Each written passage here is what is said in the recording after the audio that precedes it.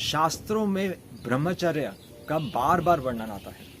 भगवान श्री कृष्ण भगवत गीता में ही कहते हैं, ब्रह्मचारी व्रते स्थितः युक्त आसीत मत्परः। भगवान कहते हैं कि ब्रह्मचारी व्रत का पालन करके ही एक योगी मुझे प्राप्त कर सकता है।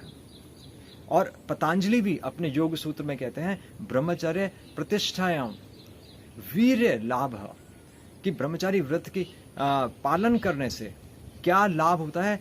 वीर्य बढ़ता है, यानी कि शरीर का ओज और तेज बढ़ता है।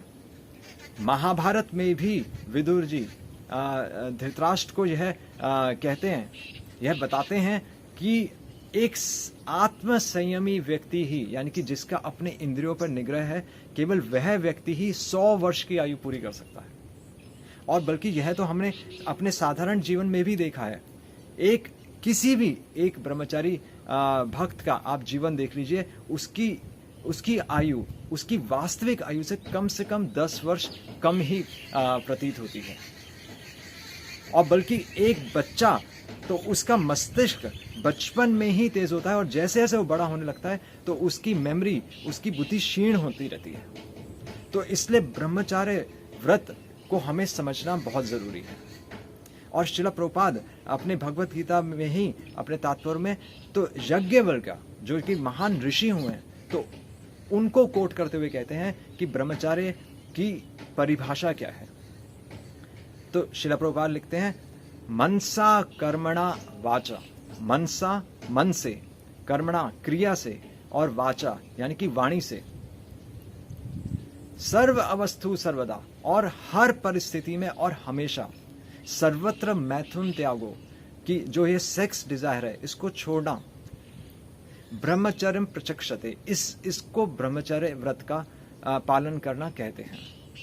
और श्रील प्रभुपाद अपने तात्पर्य में ही बताते हैं कि यह जो ब्रह्मचारी व्रत है यह कोई नई चीज नहीं है, हमारे सभ्य समाज का एक महत्वपूर्ण अंग है। क्योंकि वैदिक परंपरा के अनुसार एक बच्चे को सबसे पहले ब्रह्मचारी आश्रम में ही, बल्कि 5 वर्ष की आयु से 25 वर्ष की आयु तक उसे ब्रह्मचारी व्रत का पालन करना सिखाया जाता था, ताकि वह अपने इंद्रियों पर निग्रह कर सके, और तब उसे गृहस्थ आश्रम में प्रवेश करने की अनुमति दी जाती थी। और बल्कि श्रील प्रभुपाद तो यहाँ तक लिखते हैं कि अगर हम इस संसार में कर्मयोग, चाहे हम कर्मयोग भी इस संसार में हम क्यों ना करना चाहें, या ज्ञान योग क्यों ना करना चाहें, या ध्यान योग और भक्ति योग, श्रील प्रभुपाद लिखते हैं इन चारों योगों में एक चीज महत्वपूर्ण है कि ब्रह्मचारी व्रत का तो पालन करना ही पड़ेगा, अपने आत्म संयम या अपनी इंद्रियों पे तो निग्रह करना ही पड़ेगा। और इतना ही नहीं, श्रील प्रभुपाद इससे भी एक स्टेप ऊपर लेके जाते हैं। श्रील प्रभुपाद कहते हैं कि जब व्यक्ति जब गृहस्थ आश्रम में प्रवेश करता है तो ऐसा नहीं कि उसका ब्रह्मचारी व्रत खत्म हो गया। तो श्रील प्रभुपाद लिखते हैं एक गृहस्थ आश्रम में प्रवेश करने के बाद भी उसको अपनी इंद्रियों पर निग्रह रखना पड़ता है, कंट्रोल रखना पड़ता है। और जहाँ तक कि उसे धर्म यह कहता है कि केवल संतान उत्पत्ति के लिए ही वह अपनी जनेंद्रियों का यूज करे।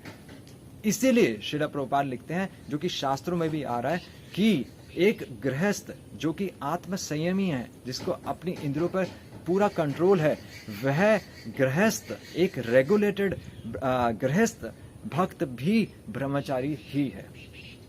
तो इसीलिए हमें ब्रह्मचार्य व्रत को समझना होगा। ब्रह्मचार्य व्रत से, ब्रह्मचारी आश्रम से हमें डरना नहीं हुआ, ब्रह्मचार्य व्रत का प्रशिक्षण लेना होगा।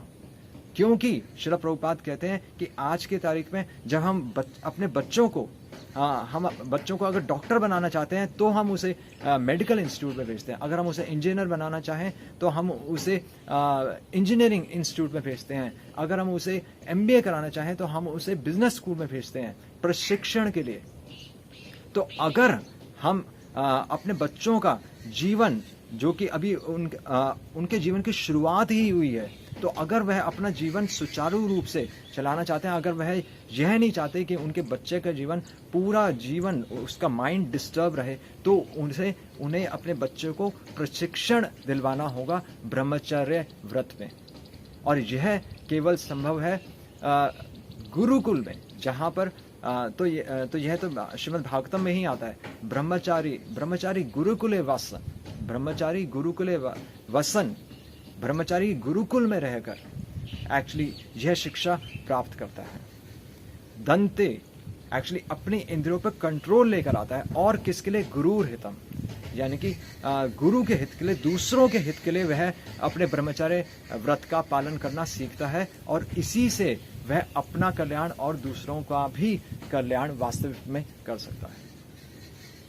और एक प्रश्न जो सबके मस्तिष्क में जरूर आता है कि कहीं हमें आजीवन ब्रह्मचारी रहना चाहिए या हमें गृहस्थ आश्रम में प्रवेश करना चाहिए।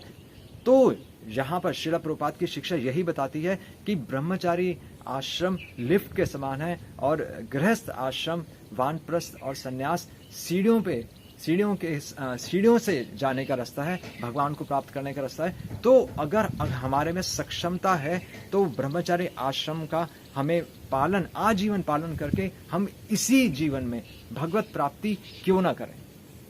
श्रील प्रभुपाद कहते हैं, finish your job in this very life. Hare Krishna. Srila Prabhupada की जय।